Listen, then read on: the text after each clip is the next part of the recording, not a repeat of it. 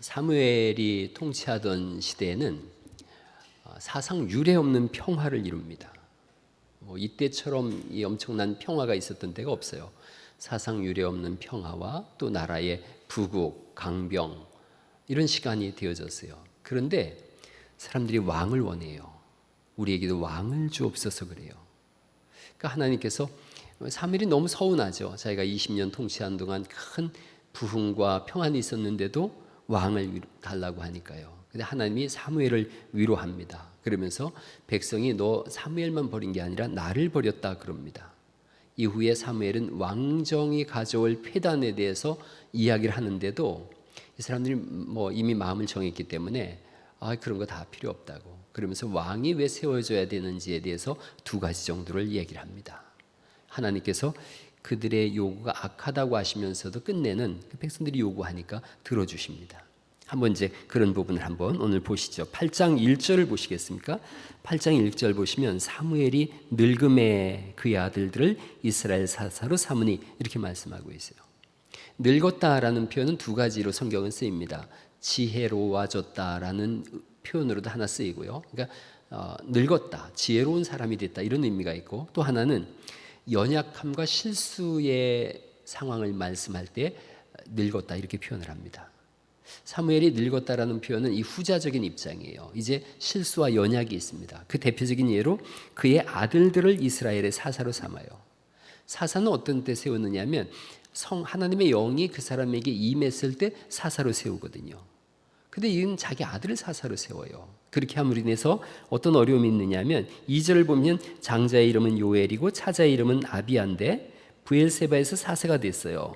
그의 아들들이 3절이죠. 자기 아버지의 행위를 따르지 아니하고 이익을 따라 뇌물을 받고 판결을 굽게 하니라. 이게 아들 세대에 와서 이 나라가 어지러워졌어요.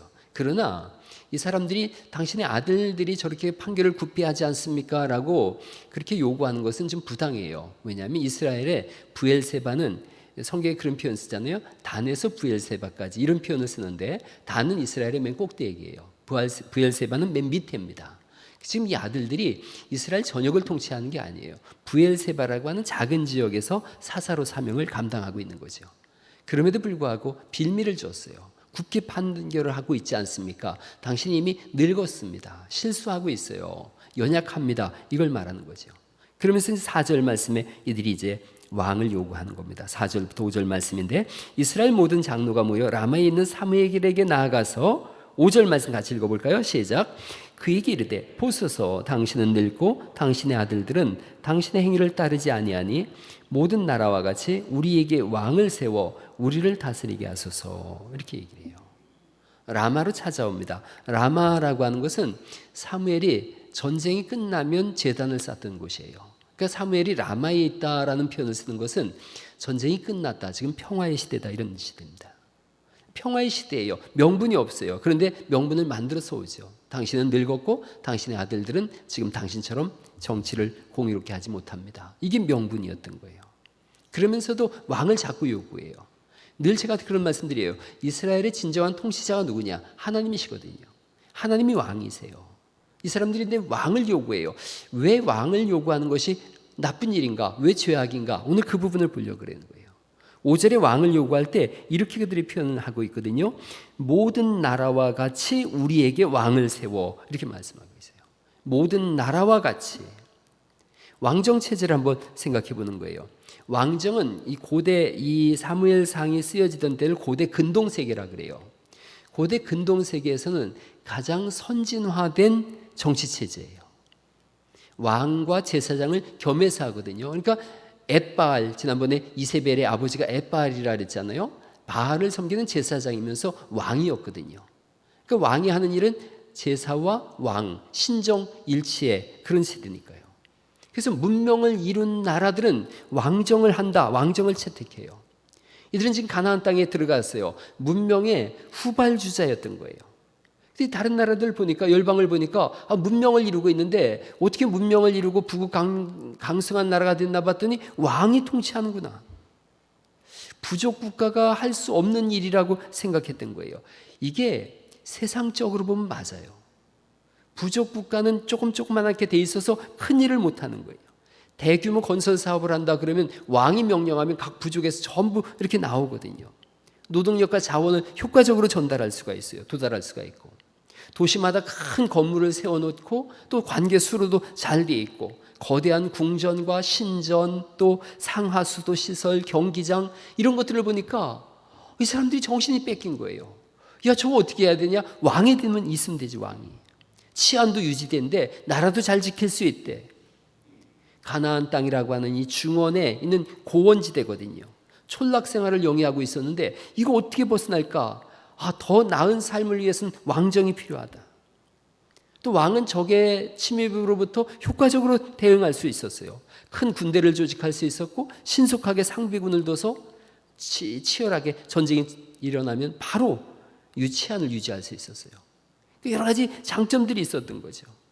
사실 사사시대 때 이스라엘 백성들이 왕이 없음으로 인해서 어려움도 겪긴 했어요. 암몬 사람들이 쳐들어왔을 때 사사 입다가 백성들 좀 나와달라 그랬어요. 우리 모여서 전쟁하자 그랬는데 아무도 안 나오는 거예요. 사사 입다는 그 아주 건달 기질도 있고 이 사람 싸움이 능한 사람이었어요. 끝내는 암몬 족속을 물리쳤죠. 하나님이 입다에게 암몬의 족속을 입다의 손에 넘겨줬다 그랬어요. 이겼어요. 이기고 났더니 잘 아는 내용이죠. 에브라임 사람들이 와서 시비를 걸죠. 아니 우리 왜 전쟁 때 안 불렀냐 이러는 거예요. 왜 안 불렀겠어요? 근데 이 사람들은 재미 들렸어요. 기드온 때도 저기 쳐들어왔을 때 너희들 도와달라 그랬는데 에브라임 사람들이 꼼짝을 안 했거든요. 전쟁이 끝나고 났더니 에브라임 사람들이 기드온한테 와서 뭐라 그랬냐면 왜 우리 안 불렀냐 이러는 거예요. 근데 이 기드온은 착한 사람이에요. 아이고 그래 포도에 만물 포도가 천물 포도보다 낫지. 그러니까 너희가 조금 거들어도 그게 이기게 된 거지. 그리고 그들을 농공행상에서 높여줬거든요. 그러니까 그 버릇이 그대로 있어가지고 입다한테도 와서 왜 안 불렀냐 그러는 거예요. 근데 사람 잘못 봤죠. 입다는 산적이었는 걸요. 건달이었는 걸요. 이놈들 니들 기드온 때도 그랬지. 어디 맛 좀 봐라. 전쟁이 일어났어요. 전쟁이 일어나니까 이 기드온은 입다는 전략의 천재예요. 이들을 산 기슭 깊숙한 데까지 유인해냅니다. 그리고 포위 작전을 해가지고 공격을 하는데 도망가려면 요단강을 건너야 되거든요. 요단강에 이미 사람들을 다 배치해 놓은 거예요. 그래서 이제 요단 건널 때에 이 에브라임 사람들은 이 경상도 사람들하고 비슷해요. 쌀 발음을 잘 못해요. 쌀 발음을. 쌀을 못하고 살 이러는 거죠. 그러니까 성경에도 시볼렛, 시볼렛 이렇게 써 있는데 꼭 우리나라 좀 안 좋은 말 같아서 그런데 원래 히브리어는 시볼렛이에요. 시볼렛. 이걸 해보라 그래요. 근데 이 사람들이 못하고 시볼렛 그러거든요. 시볼렛 그러면은 급류란 뜻이에요. 급류. 시볼렛 그러면은 무거운 짐이란 뜻이에요. 여기서 이 무거운 짐, 이 급류라고 하는 이 말을 못해가지고 43,000명이 이 자리에서 죽어요. 이런 사건이 있었어요. 사사들이 통치하던 시대는 사람들이 사사의 말을 좀 무시했던 거예요. 왕이 되면 사정이 달라진다 생각한 거죠. 모든 지파가 왕권에 순종할 거다. 그래서 이스라엘은 더 이상 외압에 무너지지 않을 거다. 고통당하지 않을 거다. 이런 생각을 했던 거예요. 근데 왜 이게 나쁜가 하는 거예요. 왜 왕을 구하는 게 하나님 보실 때 안 좋은 일인가? 다시 말씀드리지만 모든 나라와 같은 왕정이라는 데 문제가 있어요. 그 당시 고대 근동의 왕은 또 하나의 신이었어요. 그 왕정을 요구하는 것은 사실은 나라의 부국강병 이런 것이 아니었어요. 새로운 신을 만들겠다는 의미예요. 그래서 하나님이 이걸 싫어하는 거예요. 실제로 왕들, 고대 근동의 왕들은 신과 같은 그런 위치에서 일을 했었고 이제 왕정이 됐을 때 최초의 왕 사울을 보세요. 자기가 신처럼 굴잖아요.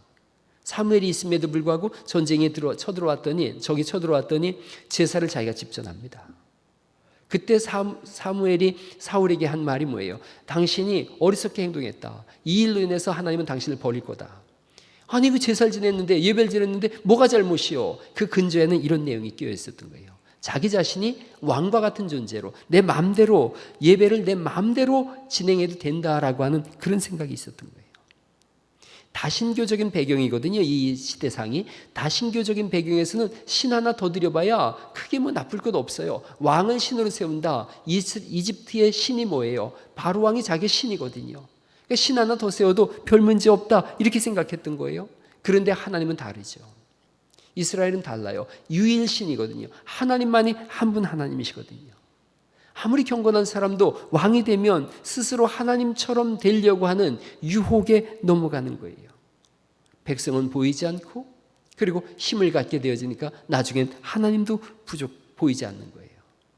사사시대를 가만히 생각해 보면 사사들은 부족했어요.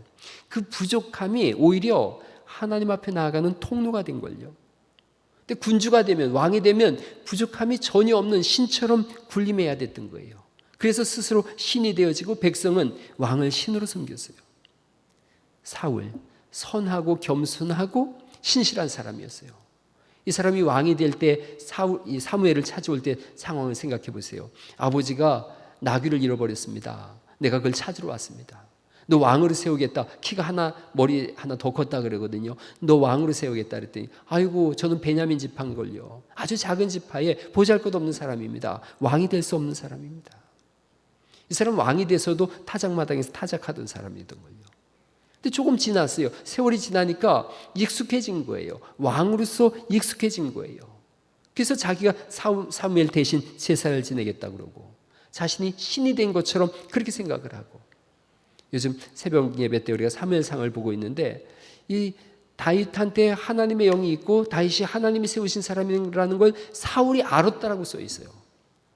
아니 하나님의 사람인 걸 알았으면 아 하나님이 다윗을 통해서 일하시는구나 이렇게 생각하고 다윗이 할 일을 다윗에게 주고 자기는 왕으로서 일을 하면 되는데 그때부터 사울이 다윗을 죽이려고 작정했다 이렇게 돼 있어요. 그 여러분 다윗과 골리앗의 싸움을 아시죠? 다윗과 골리앗의 싸움에서 당연히 다윗이 이겨요. 왜냐하면 하나님이 다윗과 함께 하시니까. 그런데 이제 골리앗이 사라졌더니 누가 대신 그 자리에 섰는가? 사울이 그 자리에 선 거예요. 그래서 다윗과 골리앗의 싸움 대신 이젠 다윗과 사울의 싸움이 되어졌고, 달리 말씀드리면 하나님과 하나님 없는 사람의 싸움이 되어졌던 거죠. 부족할 때 하나님을 또 찾죠. 교회도 마찬가지예요. 위대한 지도자가 필요한 게 아닙니다. 교회에 뛰어난 목사, 뛰어난 장로님들 그런 게 필요한 게 아니에요. 부족하기 때문에 하나님을 신뢰할 수밖에 없는 그런 지도자들이 필요한 거죠. 교회가 언제 망하냐면 내가 다 했어. 그 순간 망조예요. 하나님 여전히 부족합니다. 이렇게 나가야 돼요.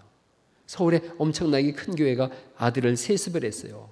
세습의 이유가 뭐였는지 아세요? 아들이 아니면 그걸 못한다는 거예요. 그런 걸 기업이라 그러지 교회라고 하지 않습니다. 내가 아니면 그걸 못해. 그게 기업이에요. 기업은 오너가 되게 중요하더라고요. 리더가, 지도자가 되게 중요하더라고요. 근데 교회는 누가 중요한가? 하나님 앞에 엎드리는 사람이 중요한 줄 믿으시기 바랍니다. 하나님 앞에서 우리 부족합니다. 하나님. 이게 사람이 할 수 있는 일이 아닙니다. 이걸 고백하는 건 거예요. 세상은 실제로 영웅호걸을 선호합니다. 영웅호걸이 세상을 리더할 때가 얼마나 많았는데요. 교회도 자꾸 그렇게 물으려 그래요. 신비로운 지도자. 아니더라는 거죠. 하나님은 연약하고 부족한 사람들을 통해서 일하시는 줄 믿습니다. 하나님 의지할 때 제가 살 수 있습니다. 이거 고백하는 사람을 통해서 하나님은 일을 하세요. 가만히 보세요. 모세가 이 왕국에서 40년간 왕의 수업을 받았어요. 그랬는데 자기가 뭐 할 수 있을 것 같거든요. 사람까지 죽이잖아요. 하나님은 기다리시는 거예요. 광야 40년을 지났어요. 80살이 됐어요. 그때까지 하나님 기다리세요. 언제까지 기다리시느냐? 모세가 힘이 빠질 때까지. 모세가 하나님 이제 못하겠어요. 난 끝났어요. 그때까지 기다리세요. 그래서 모세하고 하나님 처음 만났을 때 모세를 하나님 가라 그럴 때 모세가 뭐라 그래요? 전 못 갑니다. 난 말도 못합니다. 난 나이가 들었습니다. 할 수 없습니다. 그랬더니 하나님 그때 보내시는 걸요. 아브라함 사건도 똑같아요. 아브라함 사건도 뭔가 본토 친척 아비 집을 떠나라 그럴 때 70살 정도밖에 안 됐으니까 뭐 할 수 있을 것 같거든요. 그런데 하나님은 기다리세요. 힘 빠질 때까지 기다리세요. 아브라함이 100세가 됐어요. 이제 내 소망 없습니다. 아들 준다 그랬는데도 아이고 하나님 이제 그 농담이죠. 저 나이가 100살인걸요. 말도 안 됩니다. 나는 못합니다. 그때까지 기다리세요. 내가 할 수 없습니다라는 고백을 끝내 받아내세요. 야곱과 약복강 사건도 마찬가지예요. 야곱이 이제 부자가 됐어요. 큰 힘을 얻었어요. 형과의 문제만 해결하면 돼요. 이제 뭔가 해결할 수 있을 거다고 잔꾀를 부리죠. 약복강을 앞에 두고 한때는 이쪽으로 가라, 다른 한때는 저쪽으로 가라, 또 한때는 이쪽으로 가라. 그래서 세 때로다가 나눠서 보내고 그 형이 와서 이쪽을 치면 저쪽 도망가라, 저쪽 치면 이쪽 도망가라. 그리고 자기는 강도 안 건너가고 있죠. 내 머리로 뭐 할 수 있을 것 같은 거예요. 내 능력으로 할 수 있으려니 했는데 하나님과 밤새 씨름하다가 하나님께서 환도뼈를 쳐요. 뼈가 어긋났어요. 이제 도망도 못 가요. 그때 하나님께서 너 이스라엘 해라. 네가 하나님과 싸워서 이겼다라고 해라. 그렇게 전부 성경이 써 있어요. 요셉도 마찬가지예요. 감옥에 있을 때 그가 다 끝난 인생 되어졌죠. 감옥에 있을 때 그때 하나님이 일하세요. 교회 일 어떻게 하는가? 나를 내려놓고 주를 찾을 때 그때 이루어지는 줄 믿으시기 바랍니다. 그래서 우리는 왕따라 그러는 거예요. 왕따. 왕을 따르는 사람들이에요. 왕따예요. 주님 아니면 아무것도 할 수 없습니다. 이번에 아주 좋은 소식 들었어요. 서울의 대형 교회가 29개 교회로 분립을 했어요. 너무너무 잘한 일이에요. 엄청나게 잘한 거예요. 이 역사적으로 교회 2000년 사이에 제가 생각할 때 제일 잘한 일이라고 생각되어져요. 교회가 비정상적으로 커지면 대기업이 되어져 버려요. 그러면 교회는 수장되어지고 생명력을 잃어버리게 되고 결국 우상숭배의 장소가 되어져요. 그분이 되게 영적으로 지혜로운 분이더라고요. 그렇게 커지면 자기가 감당 못한다는 걸 알고 있어요. 그럼 자기가 군림할 수밖에 없다는 걸 알 수 있어요. 그래서 분립개척한 거예요. 너무 지혜로운 분이 정말 박수 쳐주고 싶더라고요. 하나님의 통치는 너무 커지면 사라져요. 인간의 목소리만 울려 퍼져요. 여러분 우리 교회가 늘 하나님 앞에 엎드려서 하나님 아니면 안 됩니다라고 기도하는 그런 교회 될 수 있길 간절히 바랍니다. 가정도 마찬가지예요. 가정도. 하나님이 아니면 할 수가 없어요. 자녀들 키울 때 뭐 내 맘대로 된 적이 있었나요? 아무런 될 수 없어요. 그저 하나님 앞에 엎드리는 거예요. 하나님 도와주세요. 개인의 인생도 마찬가지인걸요. 여러분 가만히 한 걸음 한 걸음 여러분 살아온 발 자체를 가만히 생각해 보세요. 결정적인 순간에 신기하게도 뭔가 보이지 않는 손이 도와줬어요. 그게 전능하신 하나님의 손이에요. 그래서 믿음을 가진 사람은 보이지 않는 전능하신 하나님의 손이 나를 인도했구나라고 고백하고 천국문 앞에 섰을 때 다 주님의 은혜입니다 라고 고백해요. 그게 은혜 있는 사람이에요. 여러분 예수님 안 믿는 사람들도 어떠하든 간에 삶의 여정들이 좋아지고 뭔가 신비로운 일이 일어나요. 그러나 하나님이 없기 때문에 운이 좋았어 이렇게 얘기를 해요. 영어 중에 I was born under a lucky star 이런 표현이 있어요. 나는 under a lucky star 그 행운의 별 아래서 태어났다. 그게 영국 미국 사람들이 만든 언어예요. 행운의 별 아래서 태어났다. 그래서 나는 뭐든지 하는 것마다 행운이 따른다. 그렇지가 않아요. 보이지 않는 하나님의 손이 있어요. 어려울 때 내가 할 수 없을 때 정말 손 났을 때 이제 끝났구나 그럴 때도 우리 주님께서 우리의 손을 붙잡고 계시고 나의 등 뒤에서 나를 도우시는 주님이라고 찬송을 끝내는 받아내시는 분인 줄 믿으시기 바랍니다. 지금 왕이 중요한 게 아니었는데요. 사사라 못하고 왕이라 할 수 있고 이런 게 아니었는데 내가 능력 있어서 하고 능력 없어서 못하고 이런 게 아니었는데요. 이 사람들은 8장 6절에 보면 이렇게 돼 있어요. 우리에게 왕을 주어 우리를 다스리게 하라 했을 때에 이렇게 얘기해요. 우리에게 왕을 주어 우리를 다스리게 하라. 지금 이 말에 사무엘도 굉장히 좀 마음이 상했어요.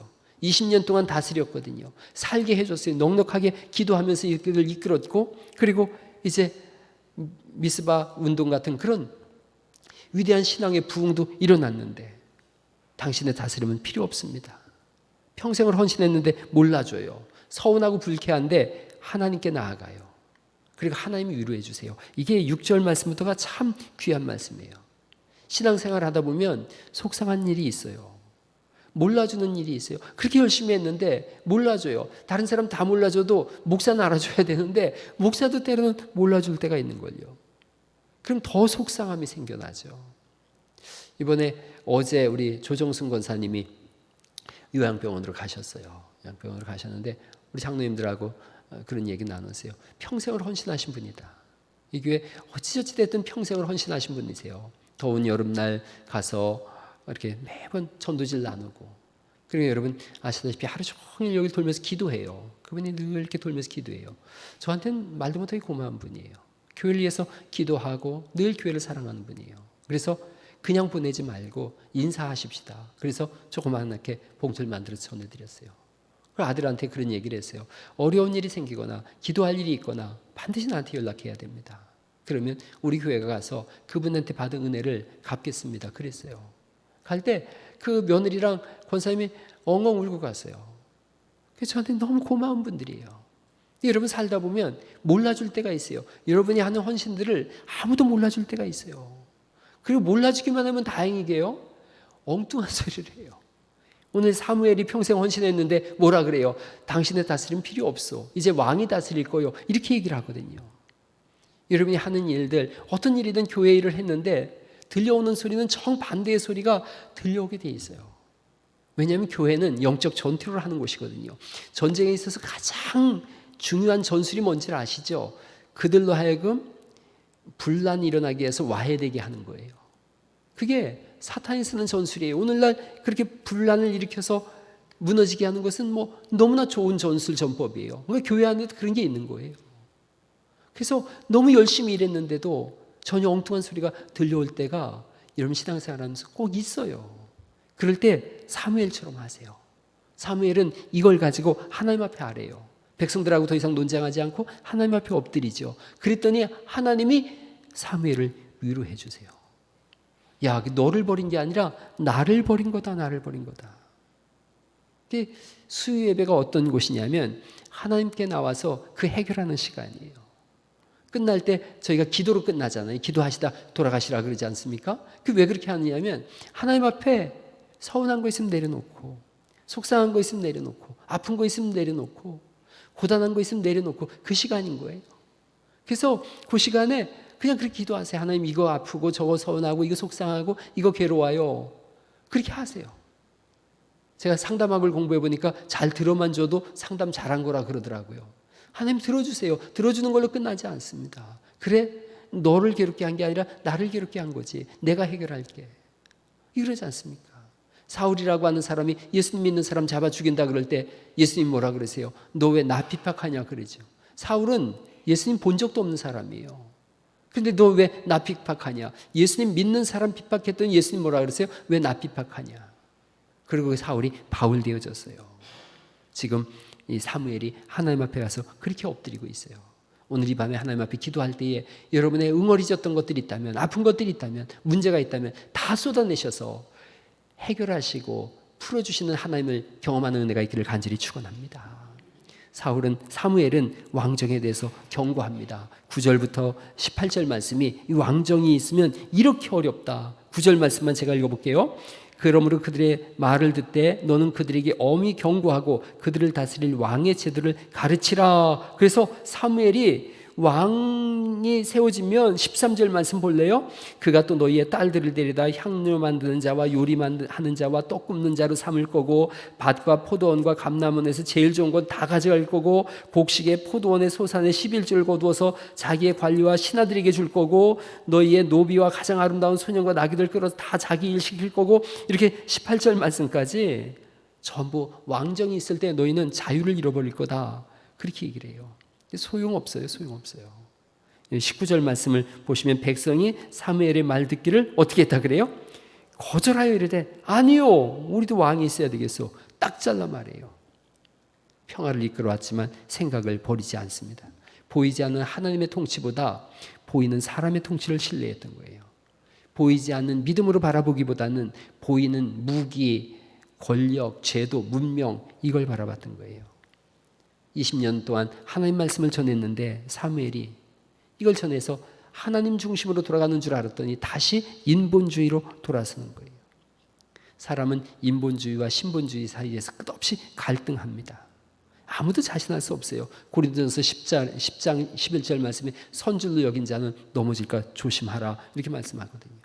그래서 매일 말씀을 듣는 거예요. 매일 경건 생활을 하는 거예요. 여러분 22절에 끝내는 왕을 허락하죠. 그들의 말을 들어 왕을 세우라 그러세요. 그들에게 주어진 왕은 하나님이 주신 왕이 아니라 그들이 요구한 왕이에요. 하나님이 선택한 왕이 아니에요. 요구해서 주신 왕이에요. 정말 신기한 건요. 사울이라고 하는 이름 뜻은 요구된 자란 뜻이에요.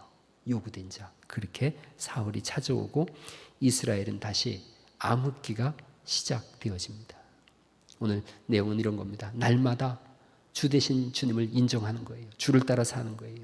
주의 명령을 준행하는 거예요. 오래전에 제가 원대 앞에 교회를 개척하고 있었는데 정말 신기했어요. 아마 원대 CCC나 DFC나 기독교 서클인 친구인 것 같은데 앞에 그렇게 써놨더라고요. 나의 왕은 예수님이십니다. 이렇게 써놨더라고요. 참 멋있다 그랬어요. 자전거 타고 휙 타고 가는데 뒤에 써 있더라고요. 당신의 왕은 누구십니까? 되게 충격이었어요. 너무 멋있는 말이었어요. 지금도 아주 내리에 선명해요. 나의 왕은 예수님이십니다. 당신의 왕은 누구십니까? 오늘 우리에게 이 사무엘상 8장이 그걸 물어보고 있어요. 이스라엘 백성들을 왕이신 하나님을 외면하고 사람인 왕을 세우려고 해요. 오늘 이 밤에 다시 우리도 그런 고백했으면 좋겠어요. 나의 왕, 영원하신 왕은 하나님이십니다. 하나님이십니다. 그 고백을 하시고 기도하시면서 인생의 모든 무거운 짐들을 내려놓으시고 주님 주시는 위로와 치유와 회복이 일어나는 가장 복된 밤 되시기를 예수님의 이름으로 축원합니다. 우리 그 찬송 한 곡 부르고